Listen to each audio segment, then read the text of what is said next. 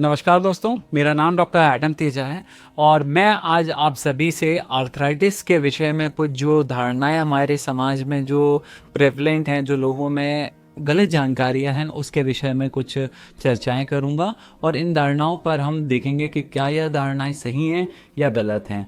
तो दोस्तों, आर्थराइटिस का जब जिक्र आता है तब हमारे दिमाग में घुटनों में सूजन, जोड़ों में दर्द, पैरों का टेढ़ापन, यह इमेज हमारे दिमाग में बिल्डअप होने लगती है।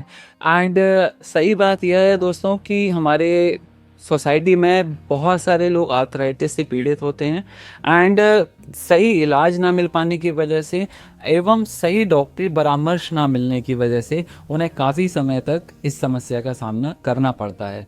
तो अगर हम मिथकों की बात करें या जो धारणाएं जो हैं, तो पहली धारणा दोस्तों यह होती है कि आर्थराइटिस जो होती है वह कभी ठीक नहीं होती। यह धारणा बिल्कुल गलत है। अगर हम रिसर्च की माने तो सही डाइट से, एक्सरसाइज से और डॉक्टरी परामर्श एंड डॉक्टर के एडवाइस के साथ साथ अगर हम इन सभी चीज़ों को कंबाइन करें तो आर्थराइटिस को ठीक किया जा सकता है। दूसरी धारणा दोस्तों यह है कि उंगलियों को चटकाने से, जो हम आम तौर पर काफ़ी लोगों की हैबिट होती है कि हम उंगलियों को चटकाने की जो हैबिट यूज़ करते हैं, उससे भी आर्थराइटिस होती है, यह एक धारणा है जो कि बिल्कुल गलत है। जोड़ों में दर्द होना या सूजन होना या आवाज़ आना या इस तरह की कोई भी समस्या उंगलियों को चटकाने से नहीं होती, बशर्ते हमें कोई चोट ना लगी हो। तीसरी धारणा दोस्तों यह है कि आर्थराइटिस के मरीज़ों को एक्सरसाइज नहीं करनी चाहिए, जो कि बिल्कुल गलत है।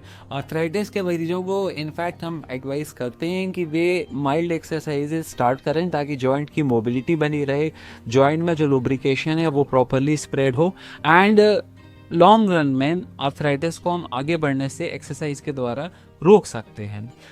इसके बाद दोस्तों अगर हम बात करें तो यह एक मिथ है हमारी सोसाइटी में कि आर्थराइटिस बुढ़ापे में होता है, जो कि असत्य है। अगेन, बिकॉज आर्थराइटिस के बहुत सारे प्रकार होते हैं, जैसे कि ऑस्टियोआर्थराइटिस, रूमेटॉइड आर्थराइटिस, बहुत सारे इम्यून मीडिएटेड आर्थराइटिस होती हैं जो कि बुजुर्गों के साथ साथ बच्चों को भी अपना शिकार बनाते हैं।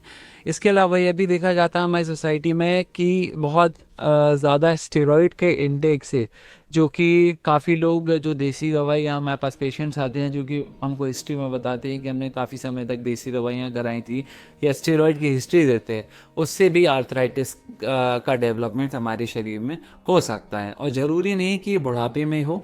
तो यंग जो हमारी पॉपुलेशन है उसमें भी आर्थराइटिस होता है। इसके अलावा लास्ट जो एंड सबसे इम्पोर्टेंट यह है कि इसमें आर्थराइटिस में डाइट से कोई सुधार नहीं होता। यह एक मिथक है। बेसिकली हमने एक सर्वे करवाया हुआ है हमारे पेशेंट्स का, एंड जो मोस्ट कॉमन जो हमको मिथ्स मिले हैं मैं आज आप सबसे उन पर ही डिस्कस कर रहा हूँ। तो मोस्ट इम्पॉर्टेंटली लोगों का ये मानना रहता है कि डाइट से एक्सरसाइज में कोई सुधार नहीं होता, जो कि बिल्कुल गलत धारणा है। हमारी डाइट में अगर हम ग्रीन लीफी वेजिटेबल्स को इंक्लूड करें, फ्रूट्स को इंक्लूड करें, हेल्दी ऑयल्स जैसे कि ऑलिव ऑयल को अपने डाइट में एक संतुलित मात्रा में अगर हम लें, तो हम आर्थराइटिस को बढ़ने से रोक सकते हैं एवं इस पर हम विजय प्राप्त कर सकते हैं।